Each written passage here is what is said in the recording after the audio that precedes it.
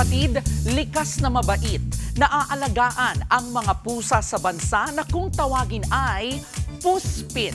Ang lahi ng pusang ito, bagamat itinuturing na Pilipino, hindi pa rin po matukoy ang tunay nilang breed.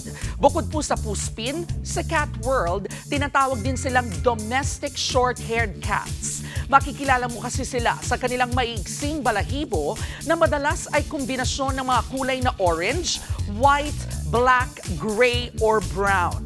Sinasabing ang pinakamalapit na kamag-anak nitong lahi ay iyong mga Japanese bobtail breed na sinasabing nagsimulang dumami sa Japan. Mahigit 1,000 taon na ang nakakalipas. Tulad ng mga Japanese bobtail, sociable at madaling umamo sa mga tao ang mga puspin. Kilala rin po silang mahilig sa atensyon, yakap at pakikipaglaro. Iyong tawag na puspin o literal na pusang Pinoy. Early 2000s na lang nang mauso. Dati, pusa kalpa ang tawag sa kanila, in short for pusang kalye. Para maalis ang mga negatibong konotasyon sa kanila, inilaban ng mga animal rights group tulad ng PAWS na matawag silang puspin o pusang Pinoy.